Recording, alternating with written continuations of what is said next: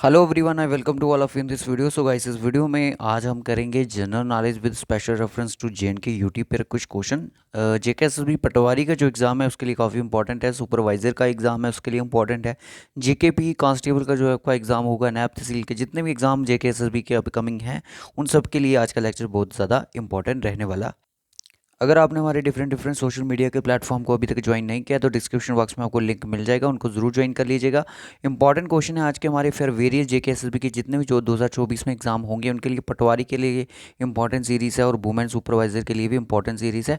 देखते हैं कितने बच्चों को आज आप 20 में से कितना स्कोर है, और कमेंट बॉक्स में आप देखते रहिएगा टाइम टू टाइम वीडियो में कि बच्चे कितना कितना स्कोर कर रहे हैं और आपको कितनी ज़्यादा तैयारी करने की ज़रूरत है। इसमें जेएनके की भी जनरल नॉलेज आपको देखने को मिलेंगी और इंडिया लेवल की भी मिलेगी। वो जो आपके सिलेबस में टॉपिक है उन्हीं के अकॉर्डिंग यहाँ पे चीज़ें रखी गई हैं। तो चलो स्टार्ट करते हैं वीडियो को। हमारे डिफरेंट डिफरेंट सोशल मीडिया के लिंक आपको डिस्क्रिप्शन बॉक्स में मिल जाएंगे। जेके प्रैक्टिस चैनल को ज़रूर सब्सक्राइब कर लीजिएगा, क्योंकि अगर आप चाहते हो कि जेके एसएसबी के रिगार्डिंग अगर आपको कोई भी नई अपडेट और रिजल्ट के रिगार्डिंग, एडमिट कार्ड के रिगार्डिंग, या फिर कोई नई पोस्ट जो है वो एडवर्टाइज होने जा रही हो, तो उनके लिए भी आपको यहाँ पे नोटिफिकेशन मिल जाएगा। सो मैं फर्स्ट क्वेश्चन पे यहाँ पे आ चुका हूँ। तो फर्स्ट क्वेश्चन आप अपने यहाँ पे ध्यान से देख सकते हो कि फर्स्ट क्वेश्चन में क्या बोला जा रहा है यहाँ पे।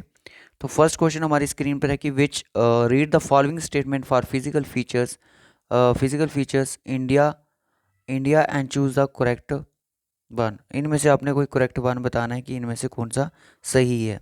तो जल्दी से बताओ इसका आंसर क्या हो जाएगा, करेक्ट ऑप्शन इनमें से जो होगा। और कुछ यहाँ पे रॉन्ग भी हो सकते हैं, बाकी वाले यहाँ पे करेक्ट भी हो सकते हैं, तो ज़रूर यहाँ पे आपने चीज़ को बताना है। Many popular hills are situated in the middle Himalayas. बहुत सारी ऐसी पॉपुलर जो हिल स्टेशन है वो आपको मिडल हिमालयस की रेंज में देखने को मिलती है। तो बिल्कुल सही है, यहाँ पे इस बात का हम जिक्र यहाँ पे कर सकते हैं कि ये बात सही है। Northern plains are highly populated areas because river plains है फर्टाइल लैंड फॉर कल्टिवेशन। और जो रिवर्स है, कहने का मतलब रिवर प्लेन्स हैं जो नॉर्थर्न वाली साइड में, वो वहाँ पे ज़्यादा काफ़ी ज़्यादा यहाँ पे पॉपुलेशन वाले एरिया हैं, तो ये भी ठीक है। तो western Ghats are rich in minerals and हीरा हाईली पॉपुलेटेड। बोल रहा है कि जो वेस्टर्न घाट है, अगर फिजिकल फीचर्स हम इंडिया के पढ़ते हैं, मैप को अगर देखते हैं तो बोला जाता है कि वेस्टर्न घाट वाली साइड अगर देखो तो वहाँ पे आपको काफ़ी ज़्यादा मिनरल्स देखने को मिलेंगे और हाईली पॉपुलेटेड भी है। तो ऐसा नहीं है। ऑप्शन यहाँ पे सिर्फ हमारा सी हो जाएगा। ए और बी ही यहाँ पे करेक्ट स्टेटमेंट निकल के आ गई हैं। इस तरह के क्वेश्चन है जो ज़्यादा से ज़्यादा अगर टफ क्वेश्चन पेपर बनेगा तो इस तरह के क्वेश्चन आपका लेवल रह सकता है कि which among the following physical features of India is in the shape of irregular triangle. ये क्वेश्चन बहुत इजी है और बड़ी बार एग्जाम में आता भी है। हिमालयाज को लेके है, नॉर्थर्न प्लेन से शेप में है, या फिर पेनिसुलर जो प्लेटू है, या फिर कोस्टल प्लेन। कोस्टल प्लेन तो यहाँ पे ऐसा कुछ भी नहीं है। सो यहाँ पे अगर इरेगुलर ट्राइंगल की अगर ये बात करता है, यहाँ पे मैं आपको बता दूँ कि इस तरह का ये शेप बनेगा ट्राइंगल का, तो ये आपका पेनिसुलर प्लेटू ही बनाएगा। ऑप्शन सी यहाँ पे करेक्ट आंसर है। Go back to Vedas slogan was given by. Go back to Vedas, ये स्लोगन किसके द्वारा दिया गया था? ज्योतिराव फुले द्वारा, विवेकानंद द्वारा, दयानंद सरस्वती द्वारा, राजा राममोहन रॉय द्वारा। तो ये जो स्लोगन था इसको देने वाले थे Dayanand Saraswati. Option C option बिल्कुल सही। First Indian selected for the Indian civil services. Indian civil services के लिए इनमें से कौन से जो फर्स्ट पर्सन थे जिनको, देखो अगर आपके सिलेबस में कई बार क्या होता है कि first in India first in world वाला टॉपिक भी कई बार डाल देते हैं। तो आप मुझे बताओ कि फर्स्ट इंडियन हमारे ऐसे कौन से थे जो कि आईसीएस के लिए सिलेक्टेड किए गए थे इंडियन सिविल सर्विसेज के लिए? रविंद्रनाथ टैगोर थे, सत्येंद्रनाथ टैगोर थे, या फिर सी आर दास थे। जब हम मॉडर्न हिस्ट्री पढ़ते हैं तो वहाँ पे इस चीज़ का जिक्र होता है कि सत्येंद्रनाथ जो थे वो फर्स्ट इंडियन सिविल सर्विसेज थे जो कि सिलेक्ट हुए थे।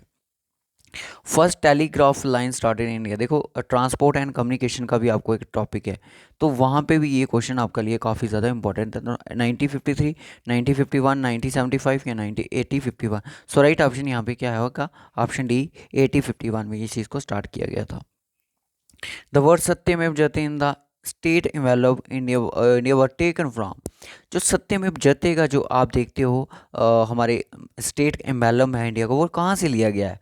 मुंडाका उपनिषद से लिया गया, सामवेद, ऋग्वेद, रामायण से। देखो आपको ये जो वेद है ना इनके बारे में भी पता होना चाहिए, वेद किस तरह कितने टाइप के होते हैं और उनमें क्या क्या चीज़ें होती हैं।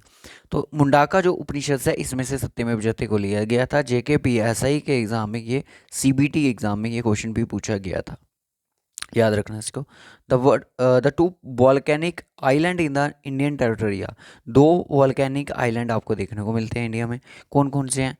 एक तो बैरन है ना, बैरन, बैरन दो में है, तो पंबन नहीं है, नारकोंडम और नारकोंडम और आपका वैरन है। ये दो जो वैरन है ये कहाँ पे हैं? अंडमान सी में है, ठीक है, अंडमान निकोबार में, उस वाली साइड में है।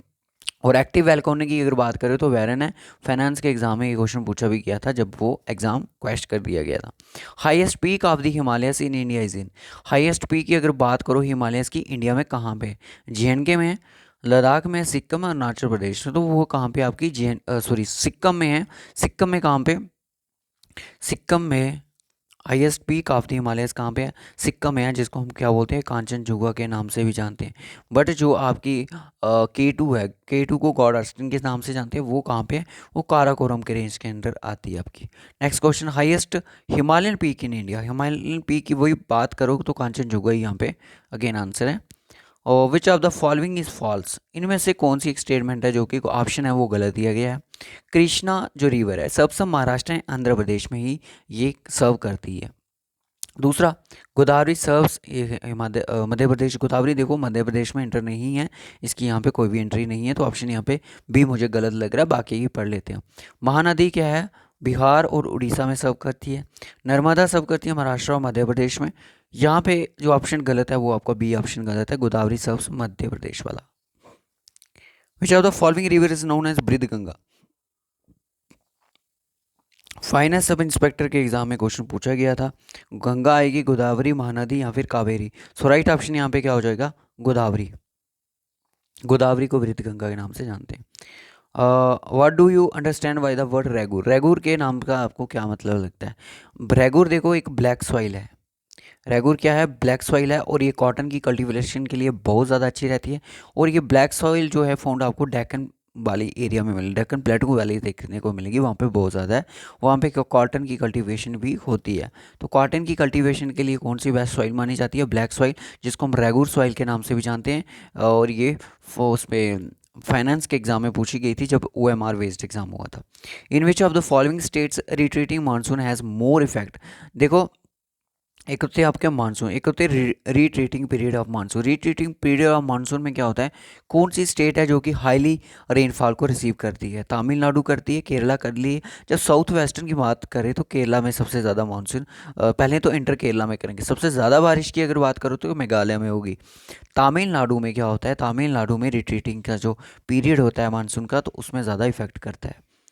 प्री मानसून मैंगो शावर्स अकर प्रीडोमिनेटली इन वेस्ट बंगाल और आसाम में होती है, दक्कन प्लेटू में नहीं होती है, गुजरात में नहीं, केरला कर्नाटका में नहीं, तो वेस्ट बंगाल और आसाम में ये चीज़ होती है। क्लाइमेट ऑफ इंडिया आपका कैसा है? ट्रॉपिकल क्लाइमेट है, सब ट्रॉपिकल क्लाइमेट है, सब ट्रॉपिकल मानसून है, सवाना टाइप ऑफ क्लाइमेट है? जल्दी से बताओ कि क्लाइमेट ऑफ इंडिया का कैसा है? सब ट्रॉपिकल है तो सब ट्रॉपिकल है, मानसून भी क्या हमारा सब ट्रॉपिकल है। सो यहाँ पे आंसर क्या होना चाहिए? इसका आंसर आप कमेंट बॉक्स में बताओ कि सब ट्रॉपिकल है, क्लाइमेट है कि मानसून है। What do mean by the reserve forest, reserve forest का यहाँ पे मतलब क्या है? देखो इस तरह के क्वेश्चन जेके एसएस भी पूछ रही है आए दिन, जितने भी एग्जाम हुए हैं अभी तक। रिजर्व फॉर लोकल यूज़ के लिए, रिजर्व फॉर कमर्शियल एक्सप्लॉयटेशन के लिए, रिजर्व फॉर हंटिंग के लिए, ये बिल्कुल गलत। Reserve for growing medieval herbs के लिए हो सकता है, रिजर्व फॉर लोकल यूज़ के लिए भी नहीं है। सो राइट ऑप्शन इसका क्या है? कोई भी बच्चा इसका आंसर मार्क कर सकता था विद ऑप्शन अप्रोच के साथ कि रिजर्व फॉर कमर्शियल एक्सप्लॉयटेशन के लिए इसका यूज़ किया जाएगा। अब आगे आपके JNK के 2 से 3 question. Which season in Kashmir valley locally known as the Shishur, Shishur कौन सा ऐसा पीरियड है जिसको हम बोलते हैं JNK में? क्या उसको विंटर, विंटर को लोकली लैंग्वेज में शिशूर बोला जाता है, या आइस कोल्ड को, रेनिंग को, या स्प्रिंग को? सही यहाँ पे right option will be option B, ice cold we can locally known as Shishur. Hirpora wildlife sanctuary कहाँ पे? हीरपुरा जो वाइल्ड लाइफ सेंचुरी है वो कहाँ पे है? In which district of JNK? UT, Shopian, Anantnag, Baramulla या श्रीनगर? सो राइट ऑप्शन यहाँ पे क्या हो जाएगा? शोपियान में ये लोकेटेड है। Which one of the following wood use for making the wear spots of hockey? जल्दी से बताना इसका आंसर क्या होगा? इसका आंसर होगा बिल्लो ट्री जो होती है उसकी हम वुड को यूज़ करते हैं इन पर्पज़ के लिए। अब नेक्स्ट क्वेश्चन आता है कि under which sections of JNK reorganisation act lieutenant governor, देखो इस क्वेश्चन से 3 क्वेश्चन निकल सकते हैं, ठीक है? कितने क्वेश्चन? 3 क्वेश्चन निकल सकते हैं। Nominate 2 women representation in the JNK assembly के लिए, 3 क्वेश्चन कैसे निकल सकते हैं मैं आपको बता दूँ। ये 3 क्वेश्चन निकलने के चांसेस कैसे हैं। देखो, एक तो एक क्वेश्चन पूछ सकता है कि कितनी वुमेन को एलजी हुआ है, एलजी जो है कितनी वुमेन को नॉमिनेट कर सकता है जेएनके लेजिस्लेटिव असेंबली के लिए। आंसर क्या होगा, 2 वुमेन होगा। कौन कर सकता है, लेफ्टिनेंट गवर्नर कर सकता है, ये भी हो सकता है। और किस सेक्शन के अंदर, 15 सेक्शन के अंदर ये काम चलता है। तो देखो 2 से 3 क्वेश्चन आपको एक ही क्वेश्चन में आपको देखने को मिल सकते हैं। तो जेएनके रीऑर्गेनाइजेशन एक्ट को थोड़ा सा आपको ध्यान में रख के पढ़ना है ताकि कोई गड़बड़ी ना हो। तो आज का लेक्चर आपको ये कैसा लगा ज़रूर बताइएगा कमेंट बॉक्स में। और ये वाला क्वेश्चन आप कमेंट बॉक्स में इसका आंसर ज़रूर बताएं। Climate of India is dash, tropical climate, subtropical climate, savanna type of climate, या सब ट्रॉपिकल मानसून। और जिस भी टॉपिक पे आप वीडियो चाहते हो वो आप कमेंट बॉक्स में बता सकते हो, उसके रिगार्डिंग हम आपको वीडियो जरूर प्रोवाइड करेंगे। सो बाय, टेक केयर। इस वीडियो में इतना ही रखेंगे। वुमेन सुपरवाइजर की अलग से प्लेलिस्ट बनी हुई है, डिस्क्रिप्शन बॉक्स में देख सकते हो। और बाकी जो जेके एसएसबी इसकी बात करें, पटवारी की वालों की बात करें, तो एग्ज़ाम आपका मे बी अप्रैल की एंडिंग तक के चांसेस रख सकते हो आप। क्योंकि आपका जो 31 मार्च को एग्ज़ाम है वो आपका उर्दू का होगा, उसके बाद रिजल्ट होगा अप्रैल या मई तक आपका ये एग्ज़ाम भी हो जाएगा। तो उसके लिए आप तैयारी करते रहिए, आगे बहुत कंपटीशन है। और अब आपको पता है रिजर्वेशन रूल्स को भी चेंज कर दिया गया है, ओपन मेरिट वालों को पे ही ज़्यादा इस चीज़ का इफेक्ट देखने को मिला है। तो मैं इस बाकी क्या कह सकते हैं, बाकी एडमिनिस्ट्रेशन का मन। और एक इम्पॉर्टेंट अनाउंसमेंट आपके लिए, इंपॉर्टेंट अनाउंसमेंट आपके लिए ये मैं आपको बता दूं, हमारे पास एक जनरल नॉलेज की बुक है। देखो हमने ये पेड परचेज़ करी हुई है, तो आपको भी हम ई बुक की फॉर्मेट में ही आपको ये सेंड कर सकते हैं। देख लो यहाँ पे 3500 प्लस एमसीक्यूज़ हैं, 100% सोल्यूशन आपको मिलेगा। प्रीवियस ईयर के क्वेश्चन भी आपको यहाँ पे डिटेल से मिलेंगे। बाकी आप हिस्ट्री की बात करो, ज्योग्राफी की बात करो, पॉलिटी की बात करो, ये सारे के सारे, इकोनॉमी की बात करो, और मिसलेनियस टॉपिक भी जो है आपको मिलेंगे। इसकी अगर मैं लगभग कास्ट की बात करूँ तो जस्ट ओनली 49 टू 50 रुपीज़ में हम आपको ये प्रोवाइड कर रहे हैं। तो जैसे कि हमने साइंस की प्रोवाइड करी है फॉरेस्ट वालों के लिए, और ये जो बुक है हम सभी कैंडिडेट्स के लिए प्रोवाइड करें। ये हमारे पास एंशियंट हिस्ट्री का व्यू थोड़ा सा ही दिखाएंगे, हम ज़्यादा इसको शो नहीं करेंगे। ये क्वेश्चन आप देख सकते हो, इस तरह से इसके क्वेश्चन दिए गए हैं। और सॉल्यूशन मैं दिखा दूं,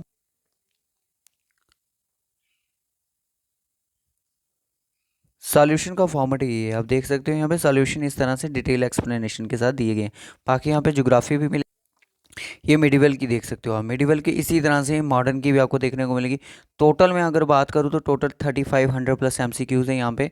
और जस्ट ओनली 50 रुपीज़ में आपको पीडीएफ प्रोवाइड किया जाएगा। डिस्क्रिप्शन बॉक्स में आपको एक फ़ोन नंबर मिलेगा, उसको आप व्हाट्सएप कर सकते हो, तो आपको इसका प्राइस सारा कुछ डिटेल में बता दिया जाएगा। बाकी एक्सप्लेनेशन मैंने आपको बता दी। ये मॉडर्न का हिस्ट्री का ओवरव्यू है। ऐसा नहीं है ये क्वेश्चन किसी एग्ज़ाम में नहीं आए, ये सारे एग्ज़ाम में किसी ना किसी जे एसएससी के एग्ज़ाम में मोस्टली ये क्वेश्चन रिपीटेड है, और इसी में से जेके एसएसबी भी क्वेश्चन कॉपी कर सकता है। पॉलिटी देख सकते हो आप यहाँ पे, नायब तहसीलदार के लिए इंपॉर्टेंट है।